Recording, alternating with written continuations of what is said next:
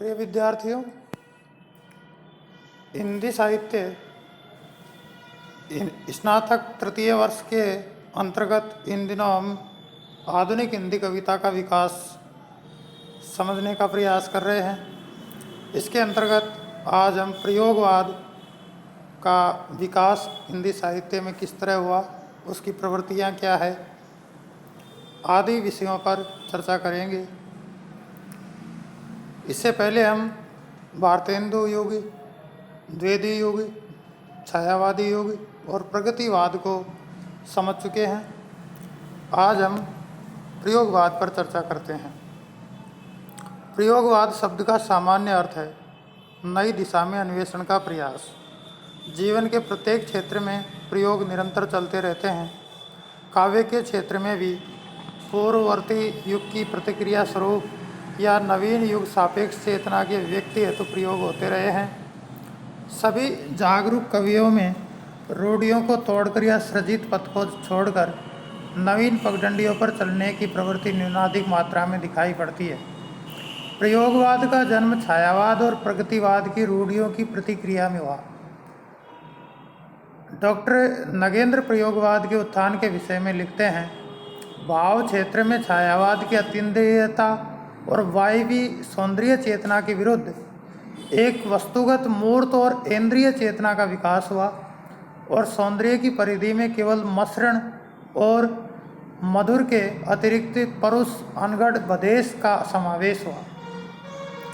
छायावादी कविता में वैयक्तिकता तो थी, किंतु उस वैयक्तिकता में उदात्त भावना थी। इसके विपरीत प्रगतिवाद में यथार्थ का चित्रण तो था, किंतु उसका प्रतिपाद्य विषय पूर्णतः सामाजिक समस्याओं पर आधारित था और उसमें राजनीति की बू थी। अतः इन दोनों की प्रतिक्रिया स्वरूप प्रयोगवाद का उद्भव हुआ, जो घोर अहमवादी वैयक्तिकता एवं नग्न यथार्थवाद को लेकर चला। प्रयोगवाद नाम तार सप्तक में अज्ञेय के इस वक्तव्य से लिया गया। अज्ञेय लिखते हैं, प्रयोग सभी कालों के कवियों ने किए हैं, किंतु कवि क्रमशः अनुभव करता आया है कि जिन क्षेत्रों में प्रयोग हुए हैं, आगे बढ़कर अब उन क्षेत्रों का अन्वेषण करना चाहिए जिन्हें अभी छुआ नहीं गया था, जिनको अभेद मान लिया गया है। प्रयोगवाद के भीतर ही प्रपद्यवाद या नकेनवाद भी पनपा, लेकिन वह प्रयोगवाद की एक छोटी शाखा मात्र बनकर रह गया। नकेनवाद बिहार में प्रचलित हुआ। नलिल विलोचन शर्मा, केसरी कुमार और नरेश नामों के प्रथम अक्षर से बना है नकेन। नकेनवादी तीनों कवियों ने प्रयोग 10 सूत्री में प्रयोगवाद और प्रयोगशीलता में अंतर स्पष्ट किया है। ये प्रयोग को ही काव्य का एकमात्र लक्ष्य मानते हैं। डॉक्टर जगदीश गुप्त और श्री राम स्वरूप चतुर्वेदी ने 1954 में नई कविता नाम से एक पत्रिका का प्रकाशन शुरू किया। इसने प्रयोगवादी कविता को नई कविता का नाम दिया। कुछ आलोचक नई कविता और प्रयोगवाद में कोई अंतर नहीं मानते, जबकि कुछ का मानना है कि दोनों को एक समझने की भूल नहीं करनी चाहिए। हमारे दृष्टिकोण से नई कविता प्रयोगवाद का ही विकसित या स्थापित हुआ रूप है। इन अन्वेषणकर्ता कवियों में अज्ञेय ने तार सप्तक में ऐसे 7 कवियों को अपनाया जो किसी एक स्कूल के नहीं थे, किसी एक विचारधारा के भी नहीं हैं, किसी मंजिल पर पहुँचे हुए नहीं हैं, अभी राही हैं, राही नहीं राहों के अन्वेषी। काव्य के प्रति एक अन्वेषी का दृष्टिकोण उन्हें समानता के सूत्र में बांधता है। प्रमुख प्रयोगवादी कवि एवं उनकी रचनाएं इस प्रकार हैं। अज्ञेय, जो सच्चिदानंद हीरानंद वात्स्यायन अज्ञेय, जो प्रयोगवाद के प्रवर्तक भी माने जाते हैं, उनकी प्रमुख रचनाएं हैं हरिघासफण छड़मर, इत्यलम, इंद्रधनुष, ये रोंदे हुए, मुक्तिबोध, गजानन माधव मुक्तिबोध की रचनाएं हैं चांद का मुँह टेढ़ा है, भूरी भूरी खाकदोल। धर्मवीर भारती की रचना है अंधायुग, कनुप्रिया, ठंडा लोहा। सर्वेश्वर दयाल सक्सेना की रचनाएं हैं बांस के पुल, एक सुनी नाव, काठ की घंटियाँ। नरेश मेहता की है संशय की एक रात, वन पाखी। गिरिजा कुमार माथुर की रचनाएं हैं धूप के धान, शिलापंख चमकीले, नाश और निर्माण। भारत भूषण अग्रवाल ने लिखी है ओ प्रस्तुत मन, ओ ए प्रस्तुत मन। हिंदी साहित्य जगत में अब तक 4 सप्तकों की स्थापना हो चुकी है। पहला है तार सप्तक जो 1943 में निकला, दूसरा सप्तक 51 में, तीसरा सप्तक 1959 में और चौथा सप्तक 1979 में। तार सप्तक जो 1943 में निकला उसमें 7 कवि थे: अज्ञेय, नेमिचंद्र जैन, रामविलास शर्मा, मुक्तिबोध, भारत भूषण अग्रवाल, प्रभाकर महात्वे और गिरिजा कुमार माथुर। तार सप्तक को ही प्रथम सप्तक भी कहा जाता है। हिंदी साहित्य में आधुनिक संवेदना का सूत्रपात तार सप्तक 1943 के प्रकाशन से ही माना जाता है। दूसरा सप्तक जो 1951 में प्रकाशित हुआ और उसमें 7 कवि थे: हरिनारायण व्यास, धर्मवीर भारती, रघुवीर साय, शकुंतला माथुर, नरेश मेहता, शमशेर बहादुर सिंह, भवानी प्रसाद मिश्र। तीसरा सप्तक 1959 ईस्वी में कुंवर नारायण, केदारनाथ सिंह, सर्वेश्वर दयाल सक्सेना, विजय देव नारायण शाही, कीर्ति चौधरी और प्रयाग नारायण त्रिपाठी, ये 7 कवि इसमें थे। मदन मत्स्यायन, ये 7 कवि तीसरा सप्तक के हैं। चौथा सप्तक 1979 में आया, उसमें थे अवधेश कुमार, राजकुमार कुंभज, श्री राम वर्मा, राजेंद्र किशोर, नंद किशोर आचार्य, सुमन राजे और स्वदेश भारती। इस प्रकार ये 4 सप्तक हिंदी साहित्य में अज्ञेय के संपादकत्व में आए, जो प्रयोगवाद और नई कविता के प्रमुख स्तंभ कवि भी हैं और प्रतिनिधि कवि भी हैं। इनकी कविताओं के मूल्यांकन के आधार पर ही अब हम प्रयोगवादी कविता में मुख्य रूप से जो प्रवृत्तियां पाई जाती है उनको समझने का प्रयास करते हैं। समसामयिक जीवन का यथार्थ चित्रण। प्रयोगवादी कविता की भाव वस्तु समसामयिक वस्तुओं और व्यापारों से उपजी है। रिक्शों के भौंपों की आवाज़, लाउड स्पीकर की चित्कार, मशीन के अलार्म की चीख, रेल के इंजन की सीटी आदि की यथावत अभिव्यक्ति इस कविता में मिलेगी। गिरिजा कुमार माथुर की अब्जदेश नामक कविता की निम्न पंक्तियां देखिए, जिनमें औद्योगिक और रासायनिक युग को वाणी प्रदान की गई है। कवि कहता है: उगल रही है खाने सोना, अब्रक तांबा जस्त क्रोनियम, टीन कोयला, लौह प्लेटिनम, यूरेनियम अनमोल रसायन, ओपेक सिल्क कपास अन्नधन द्रव्य फोस्फेटों से पूरी। इस प्रकार की जो कविताएं हैं समसामयिक जीवन और यथार्थ चित्रण को व्यक्त करती हुई प्रयोगवाद में लिखी जाने लगी। दूसरी है घोर अहंनिष्ठ और वैयक्तिकता। प्रयोगवादी कवि समाज चित्रण की अपेक्षा वैयक्तिक कुरूपता का प्रकाशन करके समाज के मध्यम वर्गीय मानव की दुर्बलता का प्रकाशन करता है। वह समाज का चित्रण नहीं करता, उसके स्थान पर वह वैयक्तिक चित्रण करता है। मन की नग्न एवं अश्लील वृत्तियों का चित्रण करता है। अपनी असामाजिक एवं अहमवादी प्रकृति के अनुरूप मानव जगत के लघु और क्षुद्र प्राणियों को काव्य में स्थान देता है। भावुकता के स्थान पर बौद्धिकता की प्रतिष्ठा करता है। देखें पंक्तियाँ: मेरी अंतरात्मा का ये उद्वेलन जो तुम्हें और तुम्हें देखता है और अभिव्यक्ति के लिए तड़प उठता है, यही है मेरी स्थिति, यही है मेरी शक्ति।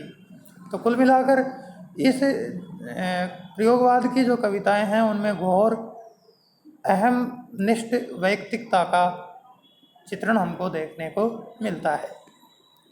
विद्रोह का स्वर। इस कविता में विद्रोह का स्वर एक और समाज और परंपरा से अलग होने के रूप में मिलता है और दूसरी ओर आत्मशक्ति के उद्घोष रूप में।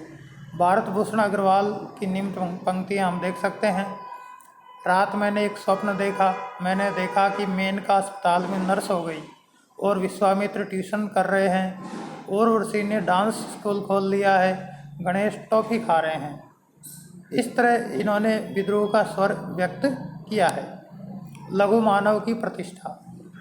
प्रयोगवादी काव्य में लघु मानव की ऐसी धारणा को स्थापित किया गया है जो इतिहास की गति को अप्रत्याशित मोड़ दे सकने की क्षमता रखता है।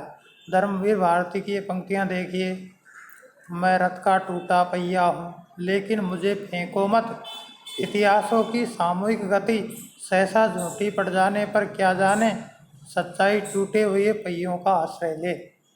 इस तरह इसमें लघु मानव जो बिल्कुल एक हास्य का मनुष्य है, उसकी अभिव्यक्ति भी इस कविता में हमको देखने को मिलती है। अनास्थावादी एवं संशयात्मक स्वर। प्रयोगवादी कविता में मस्ती, पराजय और अविश्वास की अभिव्यक्ति के रूप में भी अनास्था को प्रमुख स्थान मिला है। विजय देवनारायण साय ने भी व्यक्ति या समाज को आक्रांत करने वाली अनास्था का भी स्पष्ट प्रकाशन किया है और संपूर्ण समाज अथवा व्यक्ति विशेष से अनास्था के तत्वों को ग्रहण करने का भी संदेश दिया है। वे कहते हैं, हर आंसू कायरता की खींच नहीं होता, बाहर आओ सब साथ मिलकर रहो। इस तरह से अनास्थावादी तथा संशयात्मक स्वर प्रयोगवादी कविता में हमको देखने को मिलता है। वेदना की अनुभूति का प्रयोग। प्रयोगवादी कवि वेदना से पलायन न करके उसके सानिध्य की अभिलाषा करते हैं। इसे उसने दो रूपों में स्वीकार किया है, एक तो वेदना को सहन करने की लालसा और दूसरे वेदना या पीड़ा की अतल गहराइयों में बैठकर नए अर्थ की उपलब्धि के रूप में। भारत भूषण अग्रवाल वेदना को उत्साहवर्धनी मानते हैं और कहते हैं, पर न हिम्मत हार, प्रज्वलित है प्राण में अब भी व्यथा का दीप, डाल उसमें शक्ति अपनी लो उठा। इस प्रकार वेदना की अनुभूति ये कवि करते हैं। समष्टि कल्याण की भावना। इस कविता में व्यष्टि के सुख की अपेक्षा, व्यष्टि का मतलब होता है व्यक्ति और समष्टि का मतलब होता है समाज।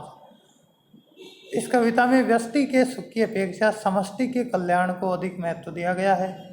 व्यष्टि हित के लिए कवि अपने व्यक्तिवाद तथा अहम का विसर्जन करने को भी तत्पर है।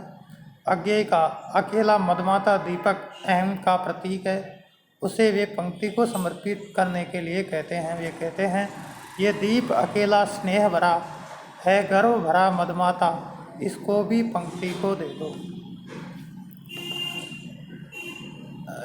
वासना की नग्न अभिव्यक्ति। प्रयोगवादी कविता में फ्रायड के मनोविश्लेषण के प्रभाव से नग्न यथार्थवाद का चित्रण इस कविता में हुआ है। फ्रायड का जो मनोविश्लेषण दर्शन था, उसका प्रयोग ये कवि अपनी कविता में करते हैं। इसमें साधनात्मक प्रेम का अभाव है, मांसल प्रेम एवं दमित वासना की अभिव्यक्ति ही अधिक हुई है। कुंवर नारायण ने योनाशय को अत्यधिक महत्व दिया। उन्होंने लिखा, आमाशय योनाशय गर्भाशय, जिसकी जिंदगी का यही आशय, यही इतना भोग्य, कितना सुखी है वह, भाग्य उसका ईर्ष्या के योग्य। इस तरह हम देखते हैं कि इन कवियों ने मनोविश्लेषणात्मक जो दृष्टिकोण है फ्रायड का, उससे प्रभावित होकर नग्न यथार्थवाद का प्रयोग कविता में किया है, जिससे कुछ लोगों ने, कुछ विद्वानों ने इस पर अश्लीलता का आरोप भी लगाया है। क्षण की अनुभूति। प्रयोगवादी कविता में क्षण विशेष की अनुभूति को यथारूप प्रस्तुत करने की प्रवृत्ति है। इस युग के कवि क्षण में ही संपूर्णता का दर्शन करते हैं। वे कहते हैं, फूल झर गए क्षण भर ही तो देरी थी, अभी अभी तो दृष्टि फेरी थी, इतने में सौरभ के प्राण हर गए, फूल झर गए। तो क्षण की अनुभूति प्रयोगवादी कविता में देखने को मिलती है। बदेशपन। प्रयोगवादी कवियों ने प्रयोग की लालसा में उन सभी कुरुचियों, विकृतियों तथा बद्य दृश्यों को भी कविता में चित्रित किया है जो जीवन और समाज में व्याप्त रहे हैं लेकिन उपेक्षित हैं। इससे कविता में जुगुप्सा उत्पन्न होती है। अज्ञेय की एक कविता है, उसका एक उदाहरण देखते हैं। निरंतर धसती हुई छत, आड़ में निर्वेद, मूत्र सिंचित मृतिका के वृत्त में, तीन टांगों पर खड़ा, नतग्रीव धैर्य धन गधा। इस प्रकार इन कविताओं में बदेशपन का भी प्रयोग हमको देखने को मिलता है, या बदेशपन का आरोप इन कवियों पर लगता है। व्यंग्य। व्यंग्य का गहरा पुट इस कविता की विशेषता रही है। आधुनिक जीवन की विसंगतियों पर, लोगों के बदले हुए रूपों पर, सभ्यता के नाम पर फैले शोषण पर, राजनीति की कुटिल चालों पर, धर्म के व्यापारों पर यह कविता व्यंग करती है। अज्ञेय की कविता सांप में शहरी सभ्यता पर करारा व्यंग हमको देखने को मिलता है। वे लिखते हैं, सांप तुम सभ्य तो हुए नहीं, न होंगे, नगर में बसना भी तुम्हें नहीं आया, एक बात पूछूं उत्तर दोगे, फिर कैसे सीखा डसना, विष कहाँ पाया। इस प्रकार से प्रयोगवादी कवि विसंगतियों पर व्यंग्य करते हैं। काव्य शिल्प में नए प्रयोग। शिल्प के क्षेत्र में प्रयोगवादी कवियों के काव्य में अपूर्व क्रांति दिखाई पड़ती है। मुक्तिबोध के काव्य में वक्रता से सरलता की ओर जाने की प्रवृत्ति संकेतों के माध्यम से अभिव्यक्ति हुई है। गिरिजा कुमार माथुर ने काव्य में विषय की अपेक्षा टेक्निक पर अधिक ध्यान दिया। भाषा, ध्वनि तथा छंद विधान में उन्होंने नवीन प्रयोग किए। प्रभाकर माचवे ने नई अलंकार योजना, बिंब विधान और उपमानों के नए प्रयोग किए। अज्ञेय ने साधारणीकरण की दृष्टि से भाषा संबंधी नवीनता को अधिक महत्व दिया। शमशेर बहादुर सिंह ने फ्रांसीसी प्रतीकवादी कवियों के प्रभाव में पर्याप्त प्रयोग किए, जिनके कारण उन्हें कवियों का कवि कहा जाने लगा। स्पष्ट है कि प्रयोगवादी कवियों ने भाषा, लय, शब्द, बिंब तथा छंद विधान संबंधी नए प्रयोगों पर बहुत ध्यान दिया। बिंब योजना। प्रयोगवादी कविता में बिंब योजना बड़ी सफलता के साथ की गई है। इस कविता से पूर्व की किसी कविता में इतने अधिक स्पष्ट बिंब उतरे हैं, इसमें संदेह है। बिंब योजना के विषय में प्रयोगवादियों की बहुत बड़ी विशेषता यह है कि इनके बिंब नितांत सजीव हैं। प्राकृतिक बिंबों का एक उदाहरण देखने योग्य है। बूंद टपकी एक नभ से, किसी ने झुककर झरोखे से, कि जैसे हंस दिया हो। इस प्रकार नवीन बिंब विधान प्रयोगवादी कवियों की अपनी विशेषता है। नए उपमान। इन कवियों ने नए उपमानों को गढ़ा है। अप्रस्तुत योजना में प्रयोगवादी कवियों ने पुराने उपमानों का पूर्णतः परित्याग कर दिया है। इनके उपमान एकदम नए हैं। इनके अप्रस्तुत विधान की प्रमुख विशेषता यह है कि वे जीवन से संगृहीत हैं। उनकी संयोजना के लिए कल्पना के पंखों पर नहीं उड़ा गया है। उदाहरण के लिए प्रभाकर माचवे की ये दो पंक्तियाँ देखिए। नौन तेल लकड़ी की फिक्र में लगे घुन से, मकड़ी के जाले से, कोल्हू के बैल से। इस प्रकार नए उपमानों का प्रयोग इन कवियों ने कहा है। और अज्ञेय ने तो साफ लिखा भी है कि ये उपमान मैले हो गए हैं, देवता इन प्रतीकों से कर गए हैं कुछ, कि अधिक घिसने से मुलम्मा छूट जाता है। नवीन प्रतीक। आज के जीवन और जगत के साथ साथ आम आदमी को वैज्ञानिक क्रियाओं को, शब्दों और प्रभावों को प्रयोगवादी कविता में स्थान दिया गया है। मनोविज्ञान से भी प्रतीक चुने गए हैं। कवियों ने सर्वथा पुराने प्रतीकों को त्याग कर नवीन प्रतीकों को ग्रहण किया है। मुक्ति बोध के प्रतीकों में ब्रह्मराक्षस, ओरांगुटांग, गांधी, सुभाष, तिलक, रावण, वटवृक्ष आदि प्रसिद्ध प्रतीक हैं। नए प्रतीक जैसे प्यार का बल्ब फ्यूज हो गया आदि भी देखे जा सकते हैं। इस प्रकार हम देखते हैं कि प्रत्येक क्षेत्र में नवीनता का आग्रह प्रयोगवाद की उपलब्धि है। इसी के चलते कहीं कहीं ये कविता ध्रुव भी हो गई है। इसके लिए डॉक्टर नगेंद्र ने 5 कारणों को प्रमुख माना। भावतत्व और काव्यानुभूति के मध्य रागात्मक के स्थान पर बुद्धिगत संबंध, साधारणीकरण का त्याग, उपचेतन मन के खंड अनुभवों का यथावत चित्रण, भाषा का एकांत एवं अनर्गल प्रयोग तथा नूतनता का सर्वग्राही मोह। इस प्रकार हम देखते हैं कि जो प्रयोगवादी कविता है उसमें प्रयोगधर्मी कवि हैं। उन्होंने काव्य के प्राय सभी क्षेत्रों में नवीन प्रयोग किए हैं। छंद के स्थान पर उन्होंने मुक्त छंद का प्रयोग किया। अलंकारों के जो उपमान है वो नवीन लिए गए। नए नए काव्य क्षेत्रों को अपनाया। व्यक्ति की अंतर्मन की भावनाओं को चित्रण किया। मनोविश्लेषणात्मक प्रवृत्ति को उन्होंने काव्य में स्थान दिया। सारांश रूप में हम कह सकते हैं कि प्रयोगवादी जो कविता है आगे चलकर यही नई कविता भी कहलाई। फिर कुछ नए क्षेत्रों के या नए विषयों को ग्रहण करते हुए साठोत्तरी कविता भी इसी को कहा गया।